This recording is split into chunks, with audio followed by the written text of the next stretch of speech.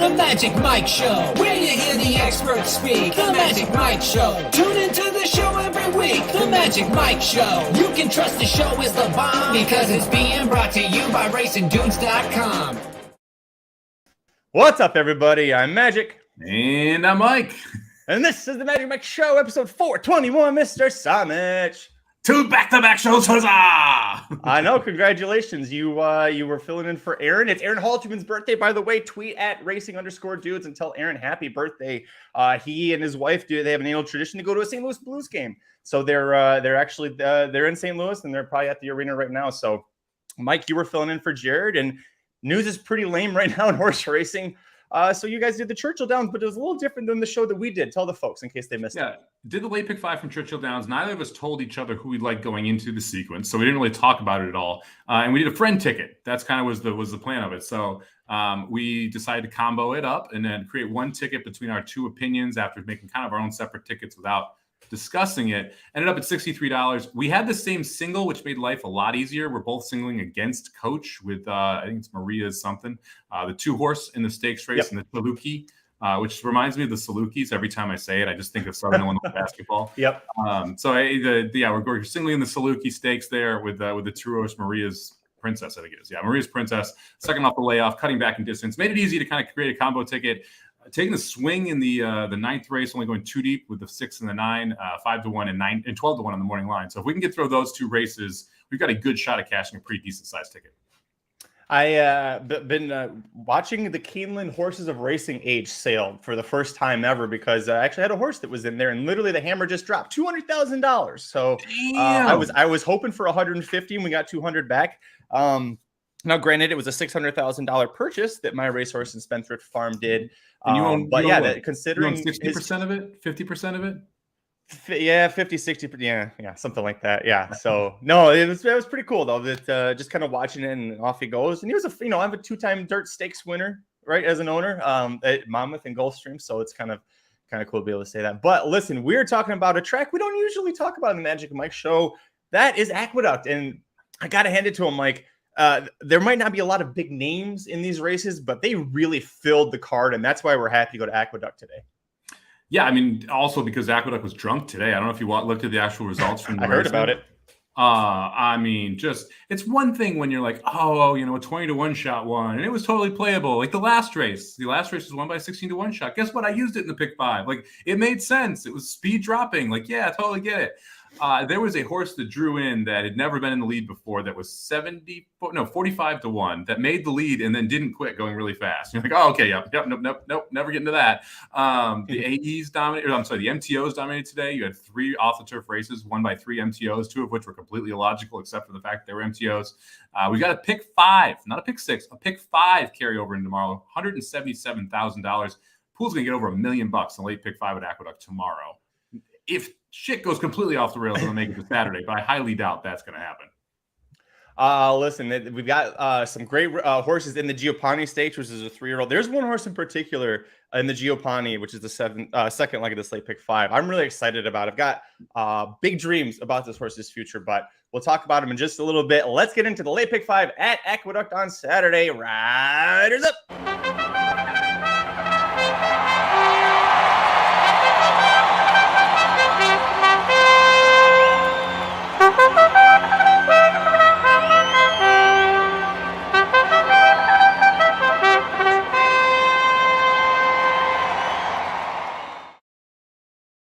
Well, breaking news. There's Chad Brown Twitter beef. I don't know anything about this. What did he do today? They're making me go to Twitter. Shoddy, you know what? Producer Shoddy is going to handle this for us. She'll find the link and post it here in the live chat, and then we'll take care of that. We've got the late pick 5 at Aqueduct, and kicking things off, Mike, it's not race 5. Thankfully, it's race 6. It is a 1 3/8 mile inner turf route, 10 males 3 and up, plus an MTO, plus 2 also eligibles. First level allowance runners. They're going really long on the grass. Where are you going on top?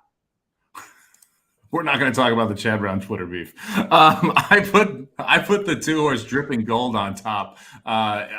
Look. You know what it is, and you just don't want to talk about it? Yep.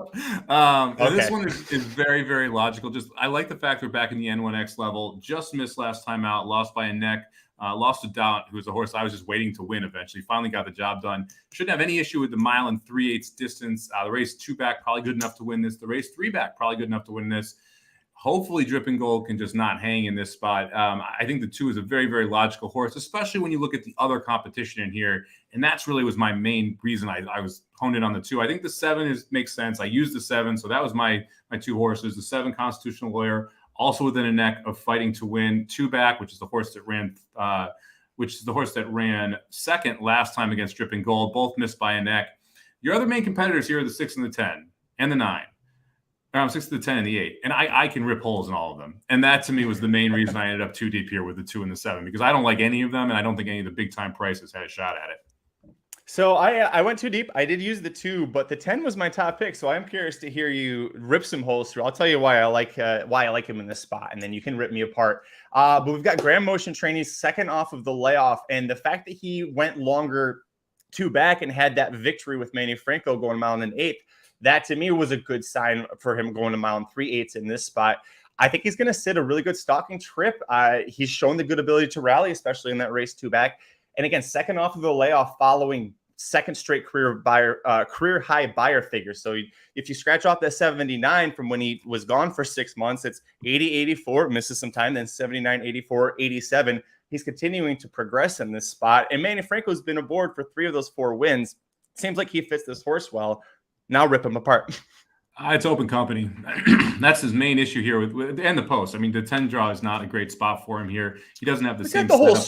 Oh no, I forgot there. Yeah, they go 3 turns. Yeah, you're right. Yeah, this is not good because you're gonna go right into that first turn pretty quickly. So that 10 post is not great. He doesn't have a ton of speed. So he's either gonna have to go all the way back and try and save ground and then be in like the 4th path on the rail essentially, or be 2 or 3 wide on that first turn, and then 2 or 3 wide on the second turn, then 2 or 3 wide on the third turn, and do it against open company, not against state breds, which is what he did 2 back. He's gonna have to do it against open company. On top of that, look, if I was the 10 is, I'm not going to be as mad about you for using the 6 and the 8. I like this, the 8 specifically against open company is a problem. It's just a problem. Also, by the way, that horse 3 wins at Saratoga, 0 wins everywhere else. Saratoga's turf course specifically plays towards some horses. The 8 horse is one of those horses. So there's certain issues I have with the other competitors in here. The 10, I can get the post is the main issue. The distance shouldn't be a problem. It's not proven, but shouldn't be a problem. Open company, you could make an argument because, like you said, he's improving. But, man, there's just too much to overcome for a horse I think is going to take some money here. The 6 is it's one of those horses that you would look at it. Now, I can't figure out what kind of a trip he's going to get. I mean, 2 back going this distance, Pratt went gate to wire, and that's how he breaks the maiden. It's against open company. But then he tries that again with Jose Gomez, and maybe it's because he was parked out wide to start. But that trip didn't work. 3 back, he came from off the pace to get there. Who leads, and is it the 6 is my question. Yeah, I mean, it probably is the 6, but the thing is the time form, the early numbers are so slow. I'm not sure because you look at the last couple of races, you're talking 150 and then 116, and the horse is off it. Whereas, even the 7 horse has more tactical speed than the 6 does. It's the question of if anyone does it. The race 2 back specifically, where this horse had the lead, that was a 6 horse field. A small field, right? And so you break from the rail in a 6 horse field and Pratt sees there's no speed. What's he going to do? He didn't go to the lead. So I don't necessarily trust that the 6 has that natural speed that you're looking for. I think the 4 actually might be some speed here. Curbstone. This is a horse that had the lead going 48 over the dirt, made the lead at 1.16 going 24 seconds, made the lead over the dirt going 23.47 at Keeneland. And Castellano he's first time gelding, so it's more aerodynamic. He can, more aerodynamic. Nothing holding him down. So I wouldn't be shocked if the 4 horse is the one that ends up making this lead here. And honestly, if the 4 makes the lead, you could make a case that that's the long shot you should be using in this spot. And that was the horse that was 3rd for me in this spot. And I looked at his races, and I couldn't really make a case other than he just gets really brave, and Castellano is the difference maker for him here because that 1 win came in the slop going a mile and a quarter, and I mean, he just got to the front early and outlasted everybody. He probably was the only horse that in that race that even wanted to go that far. All right, let's move on. Mike's second leg of the late pick 5 at Aqueduct on Saturday, November 19th, race 7, the feature event, the Gio Ponti Stakes. And if you want Aaron Halterman's thoughts on this, the preview is already locked and loaded at our website, racingdudes.com. Go check that out. You can get his thoughts, but for Mike and I, Mike, I got a big bold prediction here. The winner of this race is America's best shot at winning the Pegasus World Cup turf in January. Wow, you think 02035 is going to win the Pegasus World Cup in January? Yeah. GTFO. You're gonna Eric Cancel. Breaking news here on Magic Mike. Magic taking Eric Cancel to win the turf invitational down there. I should be cancelled off my own show if I said that. You're talking about the 8 steady on. Go ahead, Gush. Oh my gosh. Yeah, I almost singled him here. My ticket was $30 with it being singled here, but I really think this is a superstar. If I can put this back up here, I think he's got a superstar potential here. He debuted sprinting, clearly not his game, but the winner that day not only gets an 86 for winning, wins next out with a 93 buyer, so a very good horse to be losing to. First time routing goes gate to wire over this course, gets an 83 buyer, nice progression. The second place finisher in that race, by the way, rallied from 7th, so it wasn't a merry-go-round kind of a race. And then that horse, next time out, broke its maiden with an 86 buyer, so a great horse to be finishing ahead of. Last time out, doesn't need the lead, lets another horse go up into it, just sits back. And it was just like me when I'm fishing in Red Dead Redemption 2. You just cast it out, and that easy reel in and the stretch just pulled right in. This horse never was asked for his best in that. I think Irad fits this horse even better than Luis Saez. Tell me why he's not just a slam dunk. The progression for this horse has me a little concerned. Okay, we're not like we went from a maiden special weight, and then we tried N1X allowance at Aqueduct, and now we're trying $135,000 overnight stakes. I realize that there's not a ton carded, and that there are reasons for that. But we're the not only really other option's Keeneland, and that's way too hard for a horse that just broke its maiden. Well, not if it's going to win the Pegasus Turf Invitational. The Pletcher progression, Mike. Pletcher progression. I agree that this is the best horse in the race. This is also going to be the most overbet horse in the race. That 2-1 is going to look like 4-5. Let's just be honest here. So yeah, if anybody can get that overseas, do 2-1. Lord Farquaad, if you're listening, 2-1, do it right now. Lock it up because that is not going to be available on race day. There's also quite a bit of speed in here. I'm interested to see how this trip works out because there are multiple horses that want to be forwardly placed or want the lead. So Riot House specifically breaking the 3 post is definitely going to go. I think you're probably going to see Churchtown on the rail go. Wicked Fast. I'm sorry. Dakota Gold has some speed out of the 6 post as well. So the early pace and how it sets up, I think, is going to be really interesting in this spot. And I think that's going to affect Sturdian, who's going to want to be close to the pace, but not on the lead. I do think probably gets a pretty good trip here if he's able to tuck in there after that first turn. And Irad's very good at doing that. So, yeah, the 8 horse makes a ton of sense here. I used the 8 horse. I went 3 deep, though. I used Grand Sonata, the 2 horse, who's coming out of a lot tougher races, back-to-back graded stakes, faced Nation's Pride, Kittadens, Celestial City, Classic Causeway, and wasn't embarrassed in multiple of those races. I'm talking like 3rd or 4th, couple lengths back. Like that, any of those horses I mentioned would be favored over Steady On today. So I'm not gonna. I think Grand Sonata has the back class you can point to try and get the job done. Really not that unique of a use there. But the one I do like here is one I am a sucker for, and I'm gonna use again. And 2035, who I used against Before the Company 3 back and ran a very valiant second at 28-1, and I used in the Better Talk Now and ran a good second at 25-1. And I'm going to get every bit of that price again here in this spot. And I'm going to get a horse who's going to get a very good trip here in this spot because there is other speed. They're going to go in front. 02305 is going to make the lead at the top of the stretch. And one of these times, this freaking horse is going to hold on. And I'm going to have him because he's 20-1 every single time. He is he's got numbers in his name 02035. He's actually one of 52. Did you know that? He's one of 52 turf route wins for Union Rags in a 961 sample size. Why do you keep backing this horse? Because this horse is the one. It is the one. Oh boy, and it was a restricted race too that he had to do it in as the. But it is the one. It is the one. And look, I agree with you on sire stats but when you have a horse that there are 2 races, 2 and 3 back that are good enough to beat this field if Steady On does not run back to that last race, right? Mm-hmm. So I have something on paper I can point to outside of just, hey, the sire sucks going 2 turns on turf. So I understand the argument, but like once you get past 4 or 5 races, I don't look at breeding stats nearly as much as I do if they've done something multiple times and been good at doing that something multiple times. So at some point, you have to let the actual horse outweigh the stats for a sire. I mean, the fact that he's even 8 for 13 on the board on the turf. I mean, he's already like doing a lot of work there for like he is carrying the flag for Union Rags on turf. He's great underneath horse in 15-1 if you want to do that. The other horse for me, I did use Dakota Gold. A horse that actually they tried putting in the grade 3 Bryan Station at Keeneland, which has a $300,000 purse instead of this for 135. He didn't have enough earnings in unrestricted races, so he didn't qualify for it. So he showed up here. Remember, this is the horse that unfortunately was forced to be the favorite after Modern Games got scratched from the betting of the Breeders' Cup Juvenile Turf. Not a bad effort that day. None of us thought he should have been favored, but it wasn't his fault. You talked about the fact that Ride House is in here and is going to go to the lead. Danny Gargan has said that. He said he is absolutely Ride House. He's sending him. To me, Danny Gargan's going, he is a rabbit for Dakota Gold. It's going to set up for him.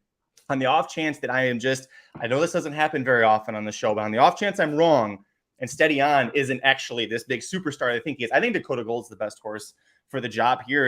Gargan said that he's had no issue coming back from a long layoff or from a break like that. My one concern with him, the race 2 back, the only time he's going a mile and a 16th, he really shouldn't have lost that race to practice squad. I watched the replay twice and I couldn't figure out how he didn't do it. So it was slightly concerning there. And we're losing Irad for Manny Franco, but I do think he's the second best horse.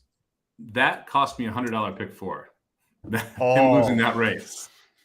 Because I had the 2-2 double right in front of it, and I hit the winner in the last. It wasn't like a shockingly big. I think it was like a 5-2, 3-1, and then this stupid donkey at 2-5, and then the horse was like 2-1. So it wasn't like it was anything crazy. But I had a $100 cold pick 4 that went down in flames because Dakota Gold hung like a 70-year-old jacket. I was actually a little interested in Wow What a Summer. Wow. Did you look at this one at all? Sorry, I'm still stunned by what you just said. Who the 7? Wow, What a Summer? Not really, but other than the fact that Ortiz was riding, I thought was pretty interesting. And is dropping out of the Bryan Station has a lot of back class. He just wasn't competitive in those races. Yeah, you had the one race, right, the Penn Mile that you point to, where he was 83-1 and got the job done, and has never really reclaimed that form. But Jose Ortiz picking up the mount is what kind of kept making me gravitate back toward him, because I can point to one race. There's going to be a pace set up. This horse is going to run into that pace. You're getting Jose Ortiz at a price. I don't think there are crazier horses you could use in this spot than Wow What a Summer. Yeah, I think Wow What a Summer has a shot. We'll put it that way. Especially if the turf course ends up having some give in. It's not supposed to get precipitation, but it's supposed to be a high of like 40 degrees. So depending on how the turf course is playing, the soft turf for the Penn Mile, that seems to be what gave him that victory. Let's move on, Mike. The third leg of the late pick 5 at Aqueduct on Saturday, November 19th, race 8. It's a 1-turn dirt mile race, 10 males, 3 and up, non-winners of 2 lifetime in for $25,000 tags. Slight drop off from what we just talked about. And this race, I don't know about you, this screams pace collapse to me. Yeah, it could. It depends on what the pace is and how it sets up. So I think a couple of these horses, like my top pick is the 3, who I don't think will be on the lead, even though the last time you saw this horse was on the lead, but that was going a mile and 1/8. We're cutting back to a mile. I think it sets up well for that horse. But yeah, I agree with you. There is quite a bit of early turn of foot here. So you're probably going to see a pretty quick pace. I mean, Jet Speed wants to go. Prince of Joy wants to go.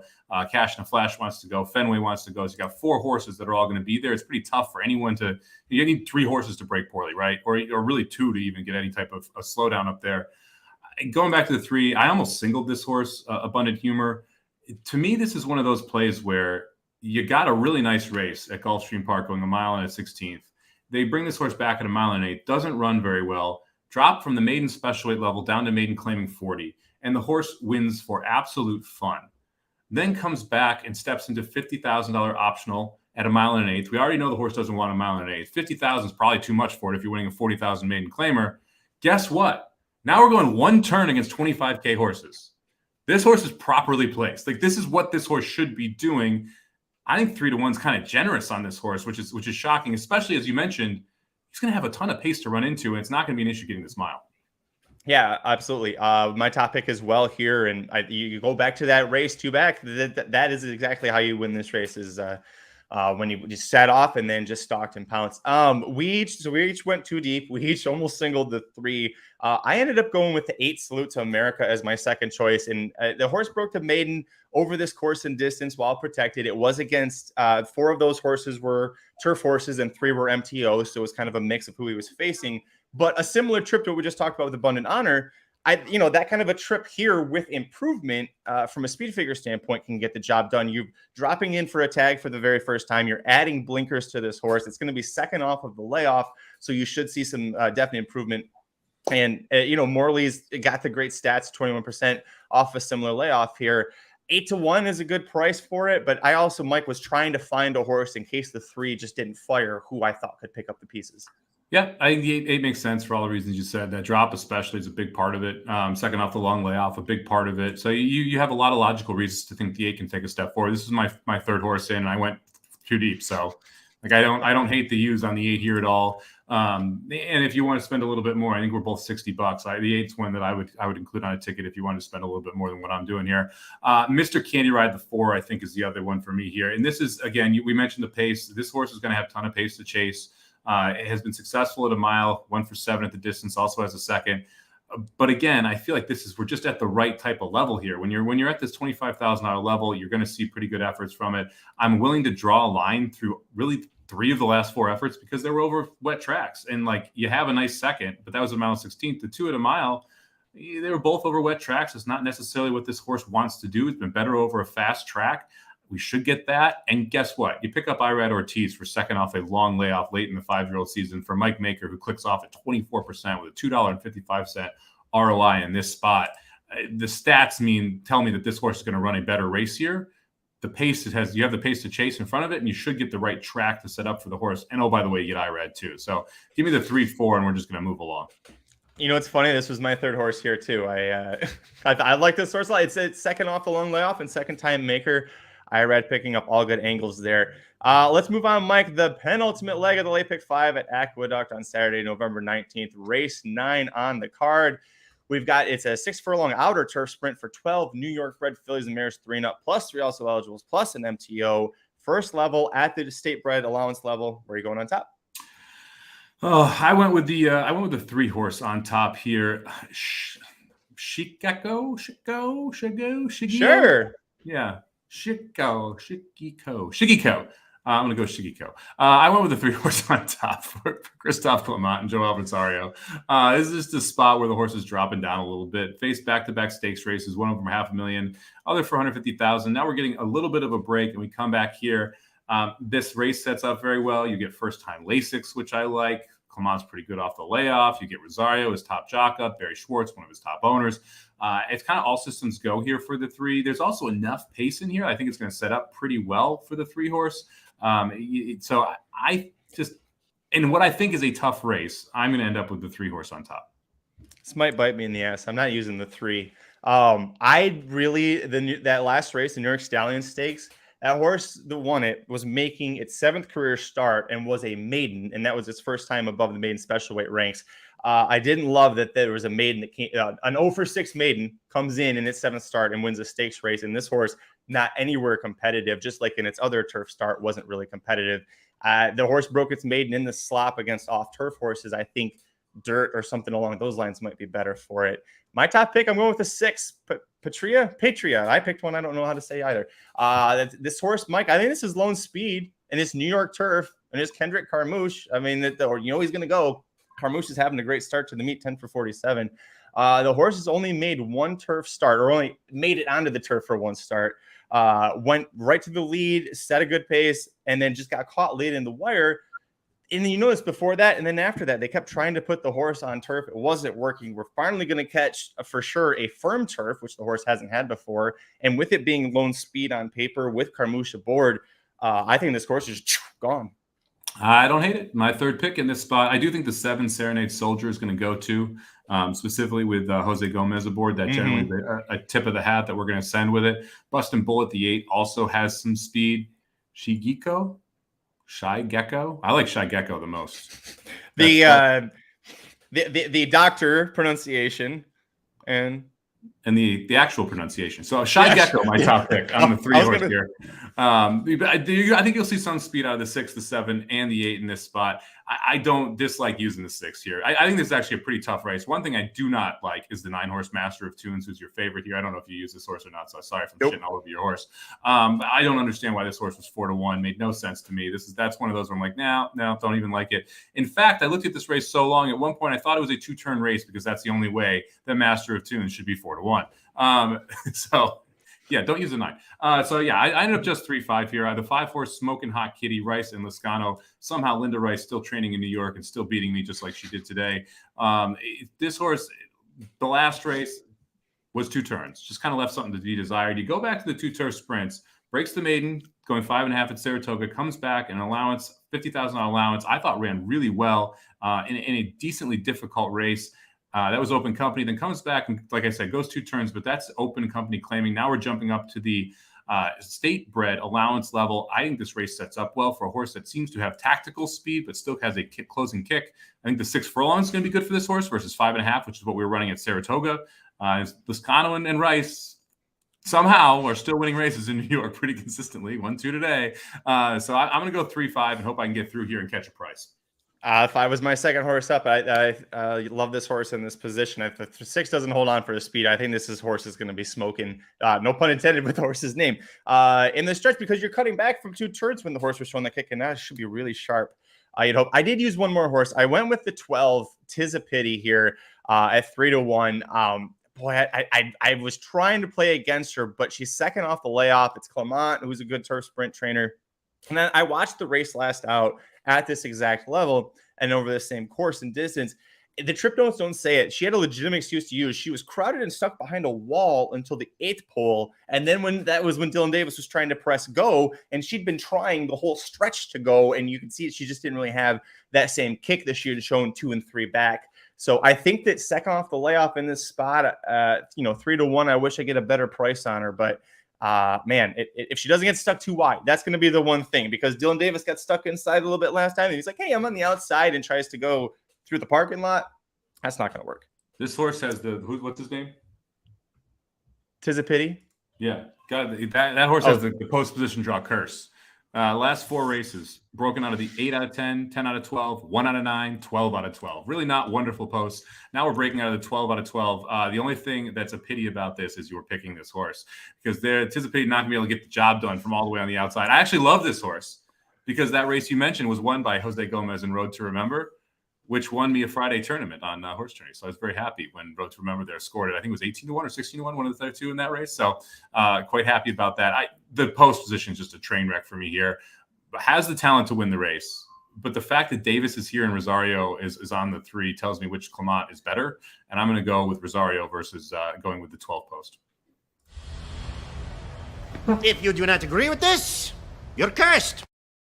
That's what Mike was referencing, in case you missed it. 5th and final leg of the late pick 5 at Aqueduct on Saturday, November 19th, race 10. Back on the dirt, 6 furlong sprint, 11 maiden, 2-year-old New York bred fillies in for $40,000 tags.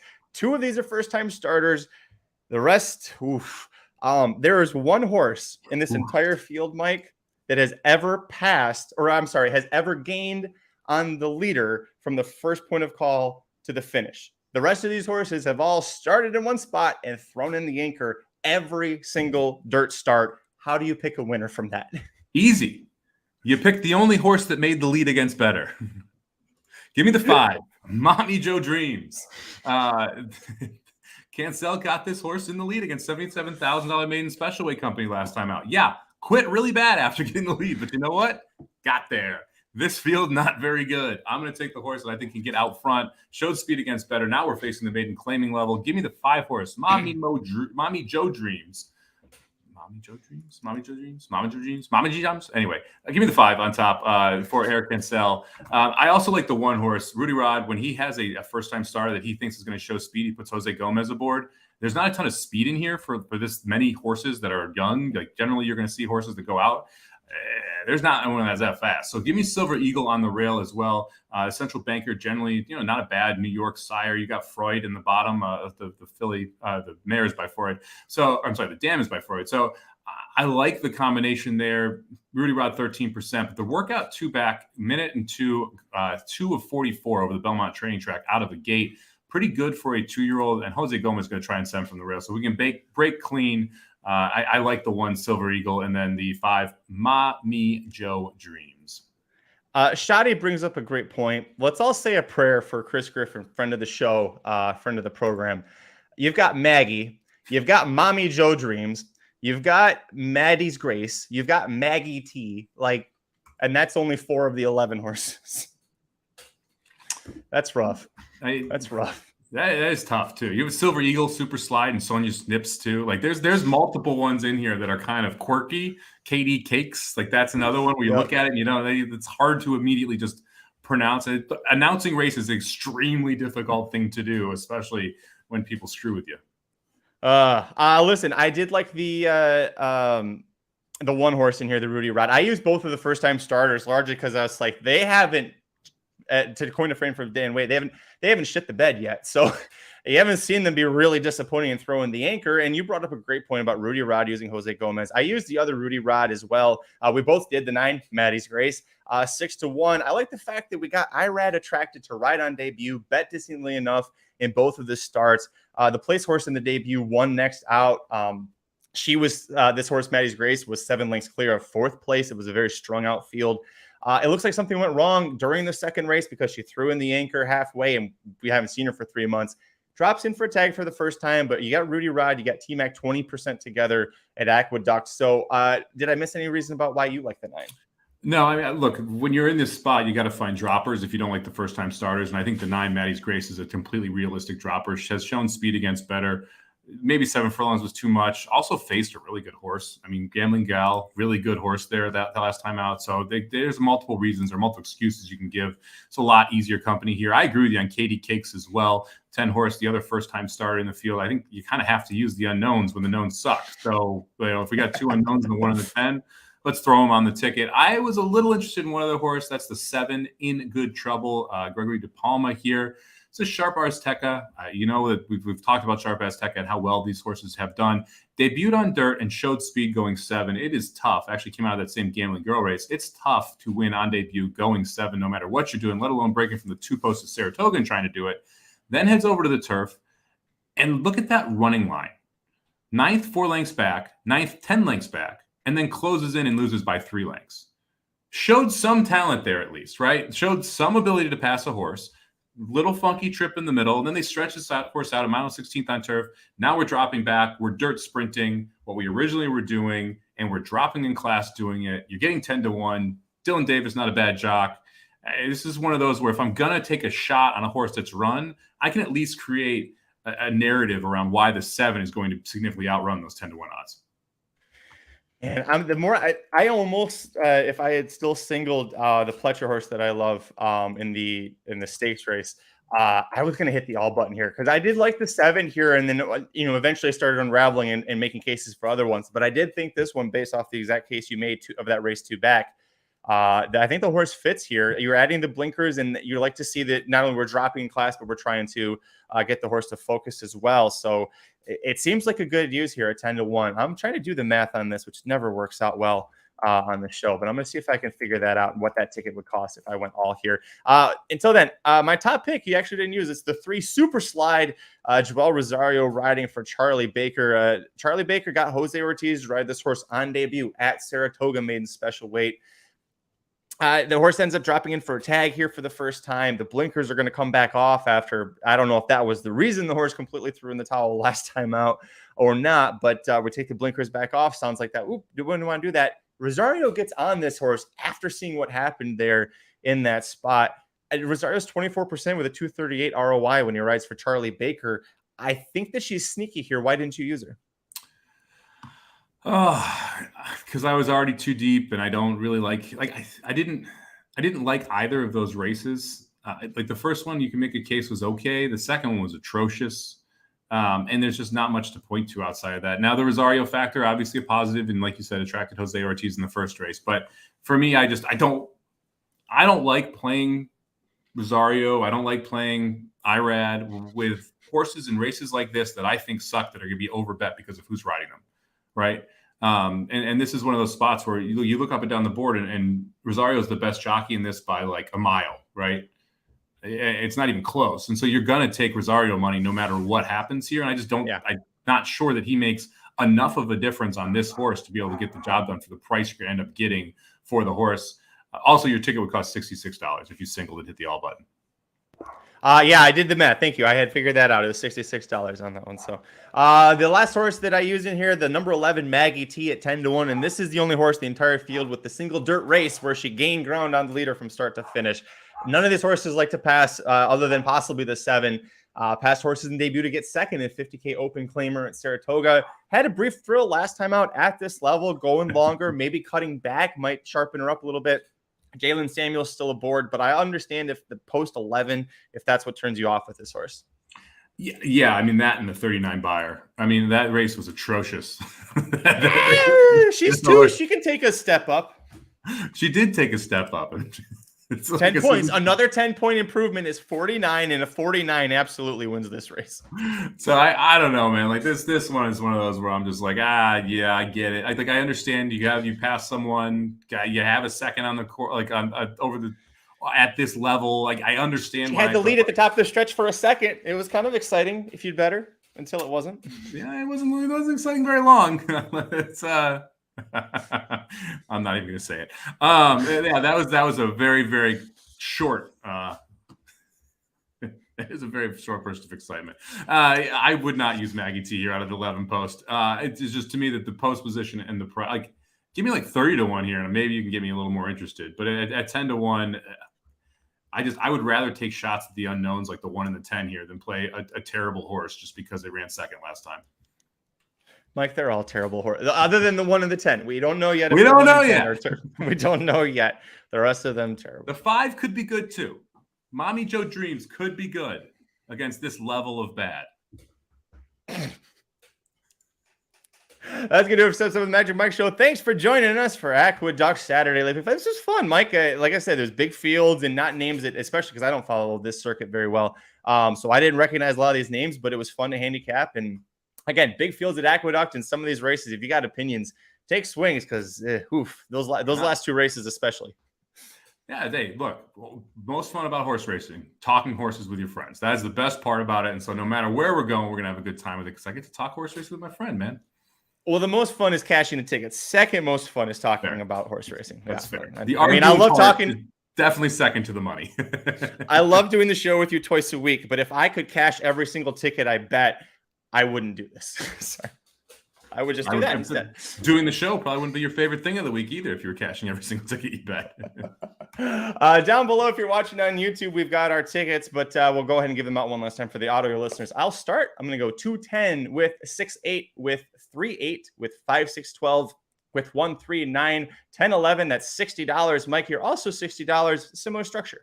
Yeah, I'm going to go 2-7 with 2-4-8 with 3-4 with 3-5 with 1-5 7-9-10. That cost you $60 for 50 cents. Shoddy says the third most fun is horse racing Twitter. It is something right now. I'm glad I'm not looking at it. And Shoddy, producer Shoddy coming through also. She says it's pronounced Shageko. Incorrect. It's Shy Gecko. Shy Gecko. It is now and forever Shy Gecko. Or second honorable mention, Shikaka. I'm always a fan of something along those lines. John Jackson put this comment in the chat a few minutes ago. Wanted to say thank you very much. John, I've seen you commenting on our YouTube channel a lot, so we appreciate it. And everybody, if you can, go to youtube.com/racingdude. Subscribe if you haven't yet. We're trying to get to 8,000 subscribers by Malibu Day on the 26th. We're less than 100 away. So if you can help us get there, it'd be really awesome. It's a big goal it's a weird goal, but listen, I don't have much in life. We've already talked about that here. He just gets to talk to me twice a week and edit videos. That's all Magic does.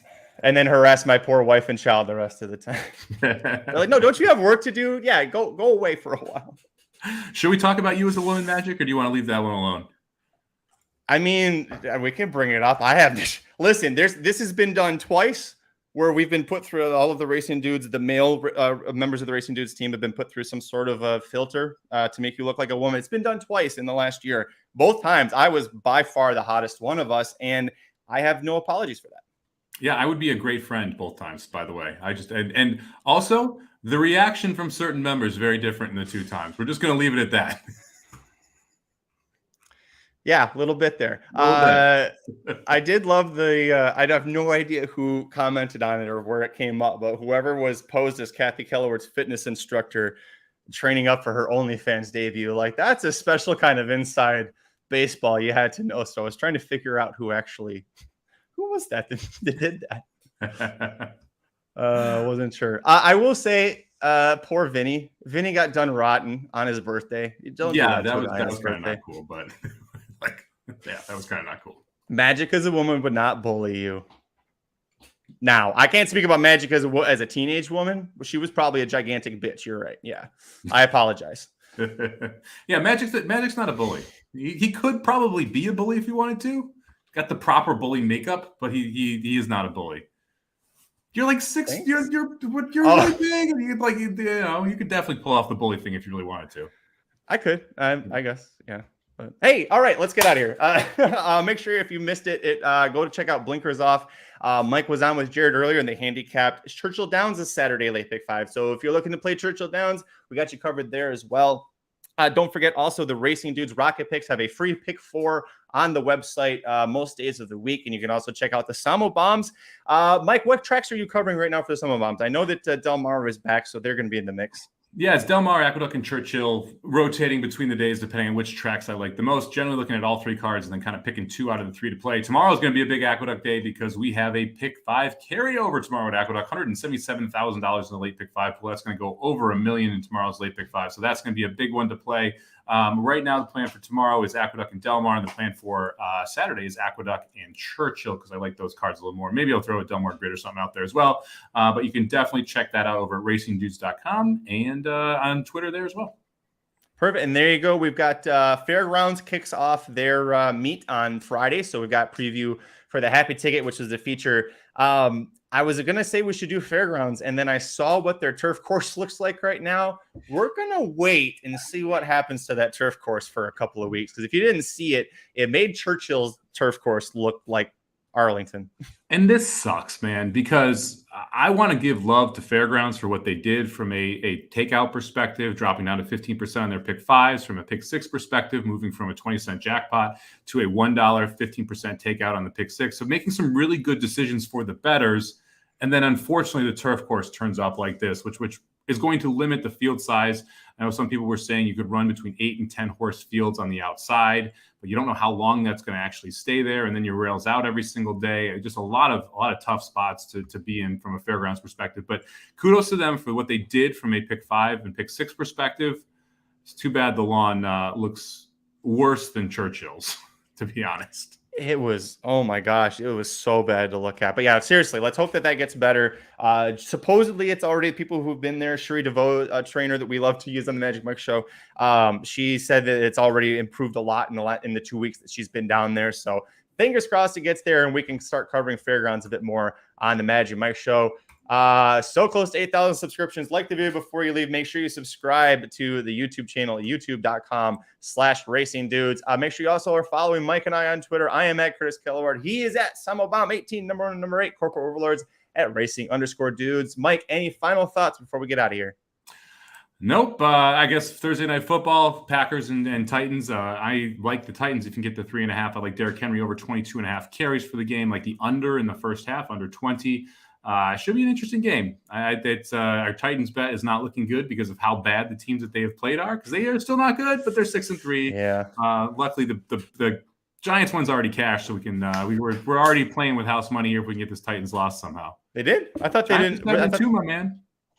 I thought they were off last week. Was it 2 weeks ago they were off? 2 weeks ago. They won at home last week. They're 7-2. That's already cashed. Oh, sweet. Awesome. And they've got the Lions, so they probably are just like on sleep mode right now. 1 game back in the division 2. If the Eagles somehow mess this up, they're kind of live. that will more than make up for the Titans somehow being good at a bad level, like the horses we talked about in the last Aqueduct. Thanks so much for watching. Until next time, I'm Magic. And I'm Mike. Good luck this weekend, everybody. The The Magic Mike Show, where you hear the experts speak. The Magic Mike Show. Tune into the show every week. The Magic Mike Show. You can trust the show is the bomb because it's being brought to you by RacingDudes.com.